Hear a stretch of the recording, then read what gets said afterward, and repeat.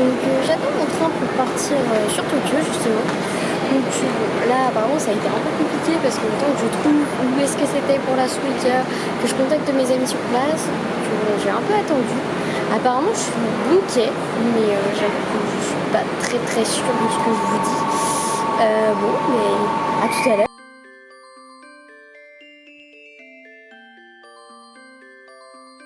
Et du coup je suis arrivée à la gare à Tokyo. Et là, je suis en train de me faire un petit repas dans un petit restaurant. Déjà, ça a été la première galère, c'est que je ne savais pas où aller, donc j'ai eu la faim parce que les gens m'ont assez facilement indiqué où je pouvais manger.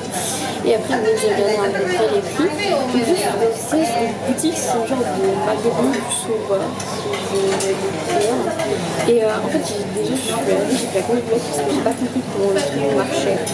Donc j'étais un peu embêtée, genre je comprenais pas. Et en fait c'était le genre de borne, il fallait commander, du coup la dame m'a expliqué. Et je comprenais pas ce qu'étaient les plats, donc je désolée, j'ai pris un truc un peu au hasard. Tout ce que je sais c'est que c'est froid. Et je suis pas extrêmement chaud, mais bon, ça fait plutôt du bien.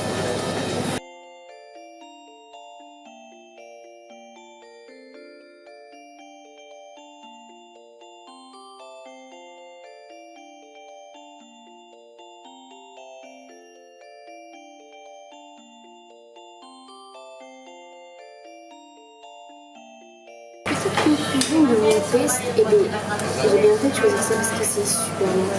Donc c'est des soupes froides avec tout, quelques légumes ici et là, et après j'ai trois petits trucs qui traînent, genre des algues et tout. Et c'est ultra bon, j'ai payé ça 430 yens, ça fait à peu près 4 €, on va dire 4 €, 4,30 €. Et je trouve que pour ce que c'est vraiment pas cher, ça tient bien l'estomac, c'est vraiment pas mauvais. Et moi je suis assez contente de mon truc. Alors je suis même pas sûre que c'est ça qu'elle m'avait montré la dame, parce qu'elle m'avait parlé de trucs et je crois que j'ai pas vu cliquer sur le bon truc, mais bon, l'important est que j'aime bien. Le lieu est assez il a l'air d'avoir et surtout j'ai pas compris pour la boisson comment ça marchait, donc je verrai, je pense que j'ai acheté un distributeur. J'ai été surprise aussi je m'étais pas renseignée trop en termes d'argent et du coup j'ai été surprise parce que j'ai pris un billet dans la machine et il m'a rendu des pièces et au début je fais ouais je suis 29 et tout, mais il m'a rendu 3 centimes. En fait j'ai regardé, non il m'a rendu 530 yens, un truc comme ça, donc oui c'est quand même important. Donc,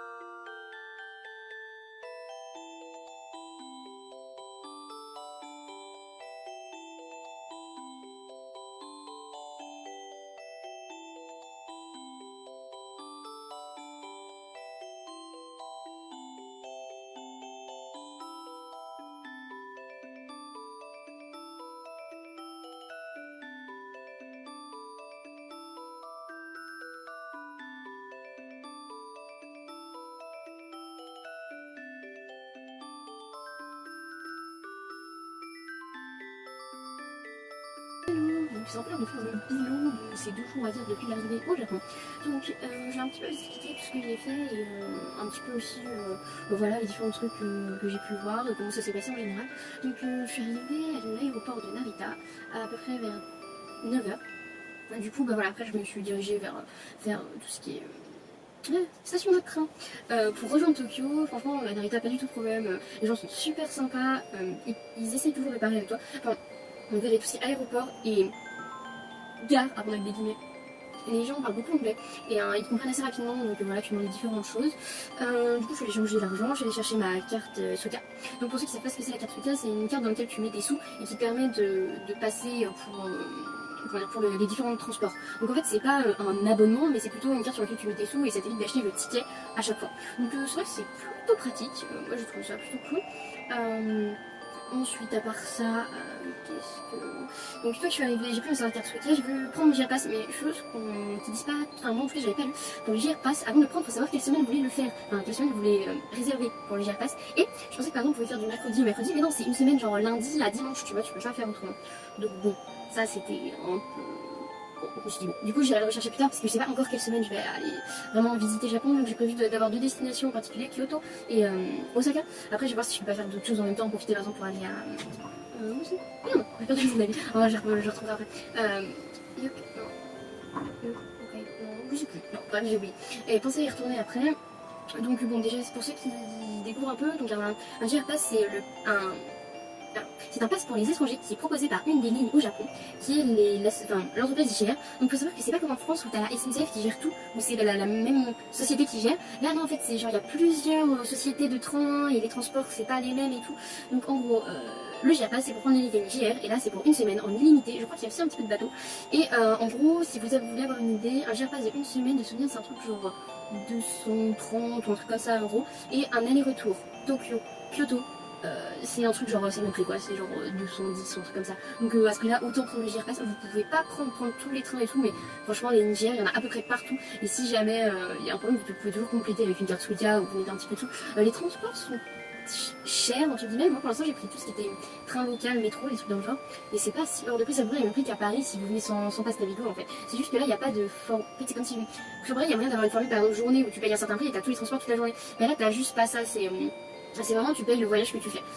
Après, une fois que je suis arrivée à Tokyo, donc j'ai fait à peu près... Moi j'ai pas pris le Narita Express, j'ai pris le train local train, comme ils disent parce que c'est moins cher.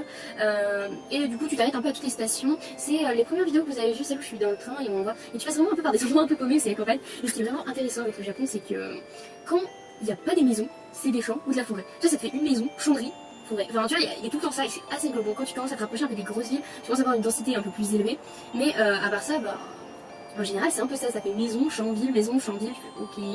Donc, une fois que je suis arrivée à Tokyo, je suis arrivée à Tokyo Station, donc c'est vraiment la grande gare où t'as toutes les lignes qui partent de là en fait.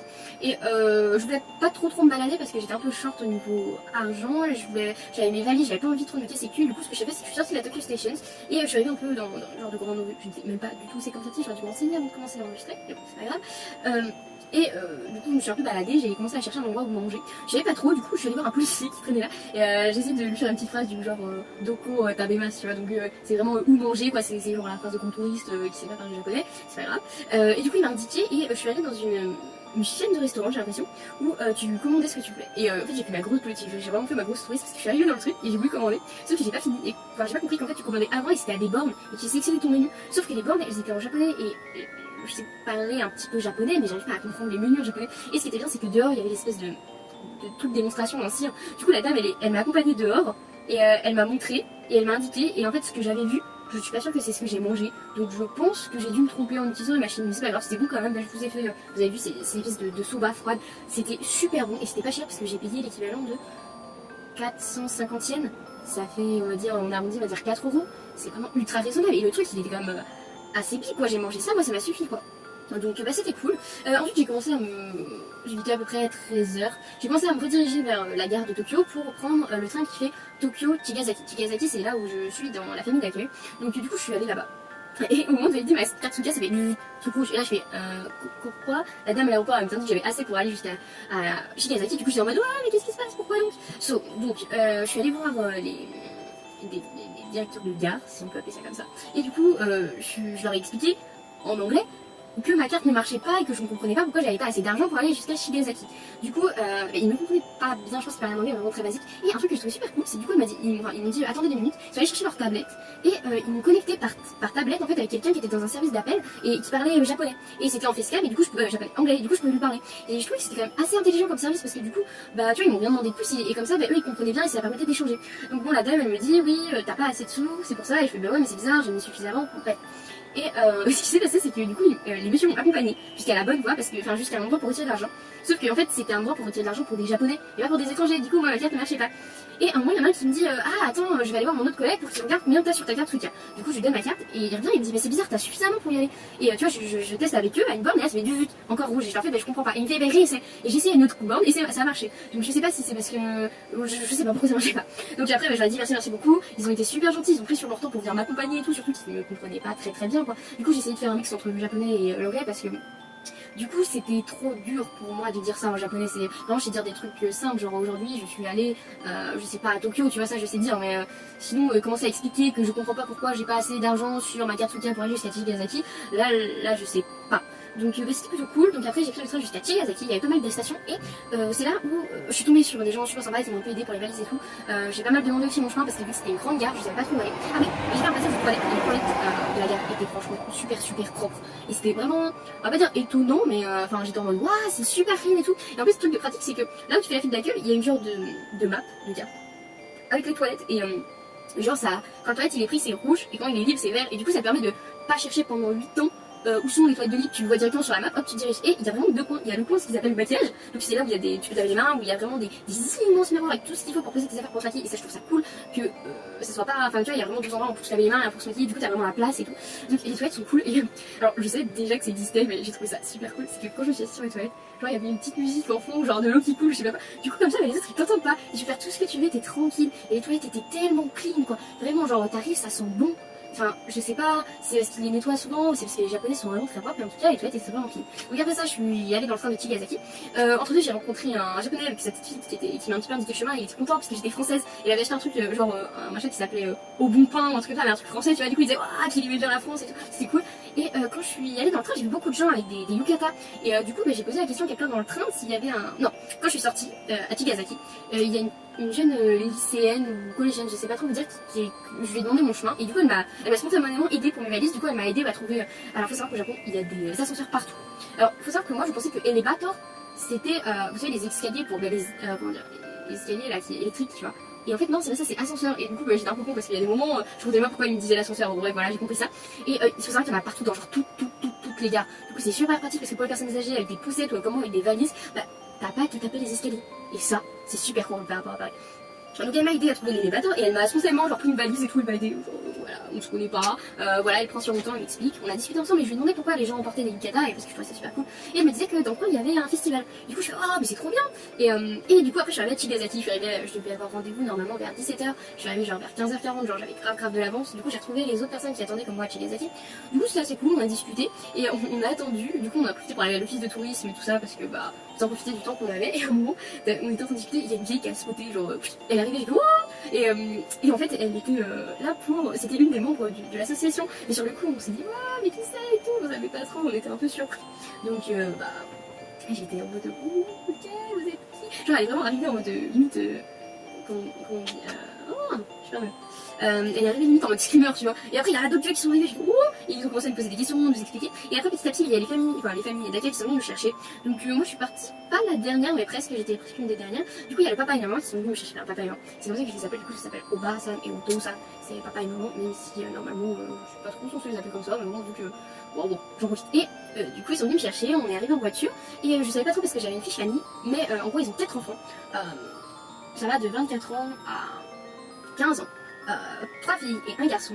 Donc il y a Akane, c'est la plus grande. Elle est, il y a marqué qu'elle est professeure, mais en fait je crois qu'elle est en master, j'ai pas trop compris. Ah oui c'est ça, elle est en master de littérature française en fait, donc en fait elle parle français, mais on me dit seulement français quand j'arrive vraiment pas à dire ou quand je suis vraiment bloquée, mais genre c'est juste pour un mot ou un truc comme ça parce qu'elle veut vraiment pas parler français avec moi parce que sinon après je vais prendre l'habitude de parler français. Du coup soit je parle anglais avec elle, soit enfin même parler avec la famille, j'essaie de parler au maximum en japonais et si je peux pas j'utilise l'anglais. Et mais franchement je trouve que je suis plus détendue mais je veux vraiment essayer d'utiliser plus le japonais parce que pour l'instant j'utilise vraiment l'anglais comme grosse béquille et j'ai envie que ça soit vraiment le cas. Donc on a Akane qui est la grande, qui est professeure, ensuite il y a Kade qui a 22 ans et qui elle est la fille du milieu. J'ai la fille du milieu. Et elle est super gentille. Elle est en fait, il y avait marqué care worker sur la fiche, donc je savais pas trop exactement ce que c'était. Et en fait, j'ai appris que elle était en fait elle aide les personnes handicapées ou les vieilles personnes. En fait, je pensais que c'était infirmière, mais non c'est pas exactement ça. C'est plutôt aide à la personne si on devait traduire. Et ensuite, il y a Kozu qui est étudiante au collège, je crois que c'est non collège. Et ensuite Shugo qui est aussi non collège, elle est étudiante à l'université et Shugo c'est petit, il a 15 ans, il est au collège. Et du coup j'ai rencontré tout ce petit monde, tu vois, bon, je l'ai rencontré qu'aujourd'hui parce qu'aujourd'hui, donc si vous savez pas aujourd'hui on est lundi et je suis arrivée dimanche parce qu'il était parti sortir avec ses amis, donc moi je l'ai dit, et j'ai pu le rencontrer aujourd'hui, j'aurais peut-être pu le rencontrer ce matin mais je me suis levée pas trop tôt, enfin je me suis levée vers 9h donc pour la question du jet lag, ça va, on va dire ça va. Franchement, je pensais que ça allait être plus dur que ça. Mais en fait, j'ai eu quelques moments de mou, mais là, j'arrive quand même bien à m'habituer. Et en termes de chaleur, pour l'instant, au Japon, ça va, il fait genre 25 degrés. C'est assez chaud à certains endroits, mais vu que je suis près de la mer, mais en fait, on a tout le temps un petit vent. C'est très agréable. Par contre, le métro est ultra climatisé. Et dès que tu rentres quelque part, c'est ultra climatisé. Donc, en fait, quand tu sors du froid et que tu rentres dans le froid, t'as froid. Par contre, quand tu viens dehors, ça fait vraiment beaucoup de bien. Pour l'instant, je suis pas malade, j'ai un petit peu éternué, mais bon, je tiens le coup. Donc après, avec la famille, je leur ai parlé du Matsuri et ils m'ont demandé, Matsuri le festival en japonais, ils m'ont dit ah est-ce que tu veux venir? J'ai fait oh mais carrément. Du coup ils m'ont filmé du kata et je suis partie avec eux au Matsuri et c'est là où on a, en fait je suis partie avec le papa et la maman et c'est là où on a retrouvé les filles en chemin en fait. Et du coup on allait visiter donc j'ai vu ce que c'était un peu, justement vous avez quelques vidéos et je me suis demandé exactement ce que c'était comme Matsuri. Voilà. C'est le Tanabata, donc la fête des étoiles. Et au début je savais pas trop ce que c'était et donc en gros je vais vous expliquer, c'est la fête des étoiles et en gros c'est le 7 juillet où apparemment il y aurait Altaïr, l'étoile du berger, et Vega, l'étoile de la princesse Vega, qui sont super amis l'un de l'autre et en fait ce jour là c'est le jour où elle se voit en fait et du coup tu écris des vœux et tu les mets à des branches et du coup ils célèbrent ça. Et j'ai pu goûter plein de trucs parce qu'il me fait goûter à plein de trucs, j'ai pu goûter au dango, ce qu'on voit dans la petite vidéo, takoyaki je les ai pas enregistrés, qu'est-ce que j'ai goûté aussi, dango, takoyaki et... Après je crois pas que j'ai goûté quelque chose sur le festival mais c'était super beau. Du coup j'étais en bucatage, moyen chou ça allait. Et c'était cool. Après on allait manger au resto aujourd'hui. Donc lundi j'ai eu mes premiers cours, enfin mon premier cours. J'ai eu vraiment l'accueil de l'association donc j'ai rencontré et du coup aujourd'hui j'ai pas fait grand chose. Je suis vraiment restée ici, j'ai travaillé un peu mon japonais. Je pense que je vais essayer de commencer à bouger un peu là quand même parce que j'ai vu en fait Chigasaki, il n'y a pas grand chose à faire, c'est pas une petite ville mais t'as juste pas grand chose. Je suis assez contente parce que là cette semaine je vais pas m'ennuyer parce qu'un petit peu tous les jours on a des activités. Demain c'est les cours de japonais donc c'est de 10h à 15h donc ça va être quand même assez, comment dire, chargé comme on dit. Et après je crois que c'est mercredi où j'ai cérémonie du thé et ça c'est, non, je crois que mercredi c'est visite d'un temple, donc pour ceux qui savent pas où il y a plusieurs religions au Japon, je pense que c'est un temple shintoïste. Donc pour faire un vœu tu lances une pièce dans la boîte à vœux, tu inclines la tête 2 fois, tu fais hop hop 2 fois et tu réinclines la tête et du coup voilà, c'est pour exaucer des vœux. Donc bon, à part ça tout se passe bien, j'espère que ce que j'ai fait vous a plu. Je vais peut-être essayer de faire un peu moins long la prochaine fois, mais bon, je vous dirai des infos.